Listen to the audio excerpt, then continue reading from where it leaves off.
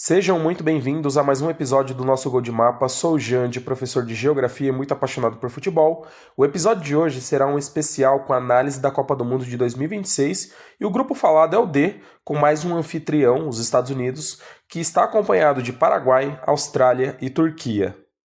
Os Estados Unidos chegam à segunda edição em sua casa, a primeira foi em 1994, o que pode ser um fator positivo para fazer uma boa Copa, ao mesmo tempo que tem a pressão por resultados. O fator físico é uma preocupação com jogadores no limite ou lesionados. Uma seleção que sofre muito com jogadas pelas laterais, principalmente pelo lado esquerdo, por conta dos laterais muito ofensivos e importantes no apoio ao ataque. O time dos Estados Unidos é treinado pelo argentino Mauricio Pochettino e tem como base o goleiro Freese do New York City.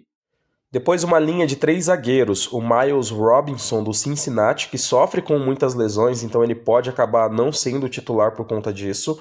O Richards do Crystal Palace, que hoje é o pilar defensivo do time. E o Ream do Charlotte, que é experiente, mas a parte física preocupa. Nós temos outras opções para a defesa, como os jogadores Trust do Celtic da Escócia e o Mackenzie do Toulouse da França. Iniciando no meio de campo, vou começar falando da ala direita, que tem o Dest, do PSV da Holanda.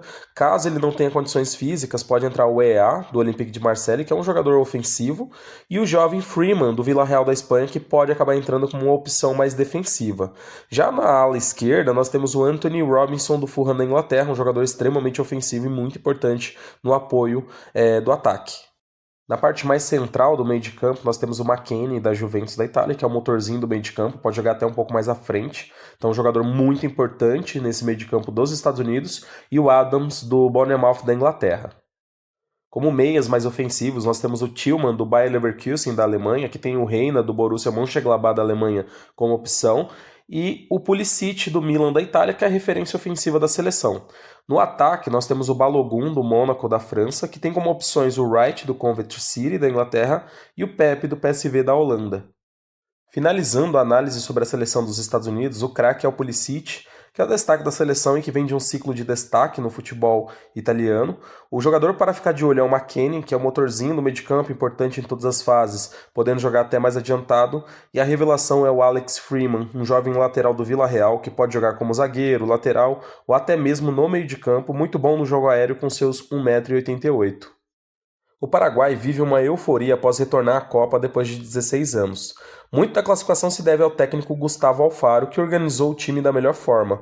A defesa é um ponto forte, buscando concentrar em proteger bem a área, e na parte ofensiva confia bastante na bola parada. Se defende em 2 linhas de 4. O time base da seleção paraguaia começa com o goleiro Gatito Fernandes, do Cerro Porteño, que tem como opção o Rio, do San Lorenzo da Argentina, que é uma opção por conta da reserva do Gatito no seu clube.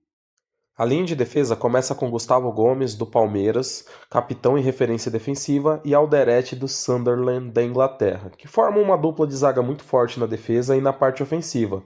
Ainda há a opção do zagueiro Balbuena, do Grêmio.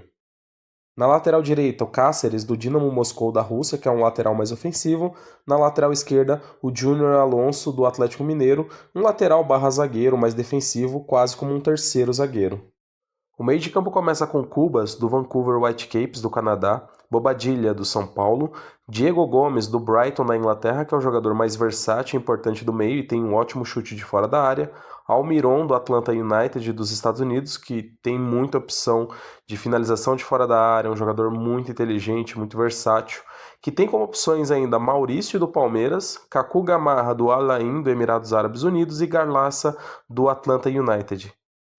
No ataque, Enciso do Strasbourg é quem geralmente joga como a referência técnica do time, como um segundo atacante e possui uma boa finalização de fora da área, embora enfrente muitos problemas físicos, e tem como opção Sosa do Palmeiras.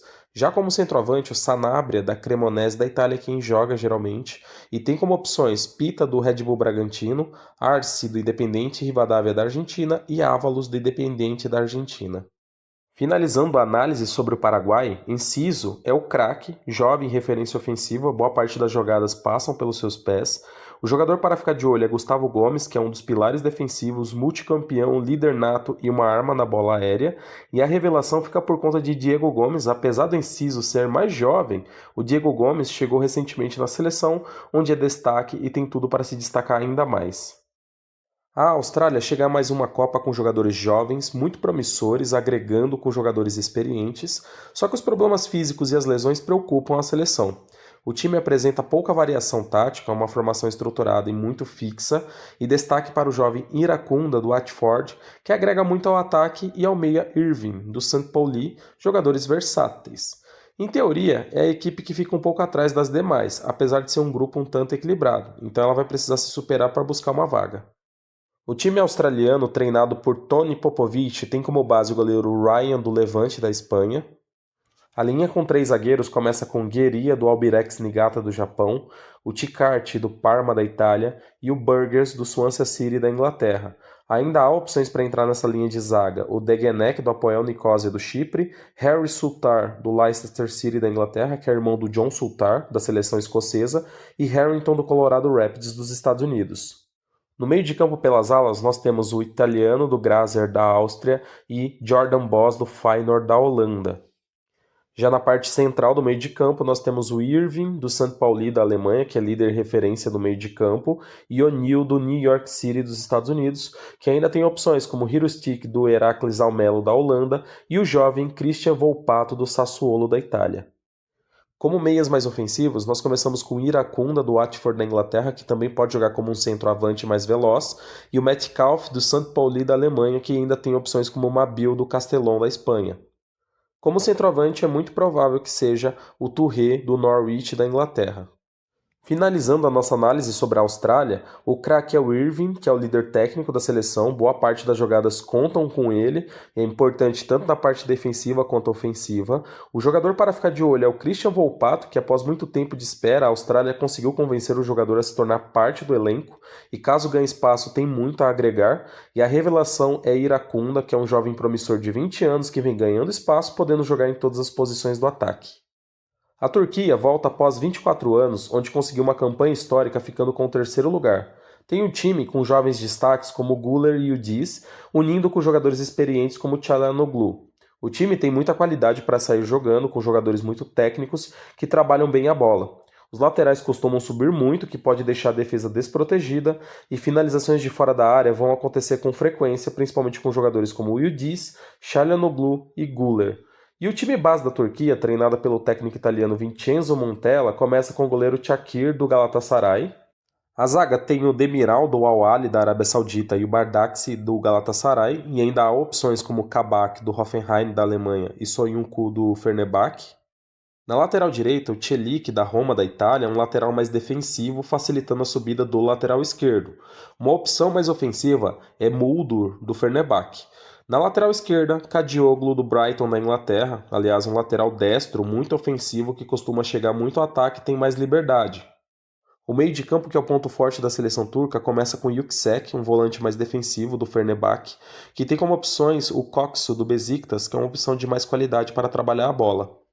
Continuando o meio de campo, na parte central, Çalhanoğlu da Internazionale da Itália é a liderança e experiência com muita qualidade técnica. Como meias mais avançados, pela direita nós temos o Yilmaz do Galatasaray, pela esquerda Yildiz da Juventus da Itália e no meio Güler do Real Madrid. Aliás, Güler e Yildiz representam a qualidade técnica jovem desse meio de campo com muita qualidade. Como opções no meio de campo, ainda há o Akgün do Galatasaray e o Uzun do Eintracht Frankfurt da Alemanha. Como centroavante, Aktürkoğlu do Fenerbahçe é a opção, muito veloz porque ele é um ponta esquerda de origem, e como opção para um atacante mais fixo na área que fique entre os zagueiros, Gül do Porto de Portugal é o jogador escolhido. Finalizando a análise sobre a Turquia, o craque é o Arda Güler, que é um dos grandes nomes desse meio de campo qualificado, canhoto com passes precisos e um ótimo finalizador. E o jogador para ficar de olho é o Yildiz, que para quem gosta de futebol é um jogador muito agradável de assistir. Joga mais pelo lado esquerdo, se destacando pela velocidade, qualidade técnica, drible e chutes de fora da área. O jogador revelação é Can Uzun. Güler e Yildiz são jovens, mas se destacam há um bom tempo. O Uzun é extremamente promissor como um meia de grande capacidade física e um faro de gol que pode ajudar a Turquia a sonhar com mais uma boa campanha. E agora o palpite sobre o grupo D, que é extremamente equilibrado, com as seleções apresentando níveis muito parecidos. A Turquia tem um leve favoritismo no grupo, os Estados Unidos e o Paraguai apresentam forças parecidas e a Austrália pode surpreender, mas aparenta estar um pouco atrás das demais. E dessa forma nós encerramos mais um episódio do nosso Gol de Mapa, focado na análise dos grupos da Copa. Muito obrigado pela atenção e até o nosso próximo episódio. Tchau, tchau.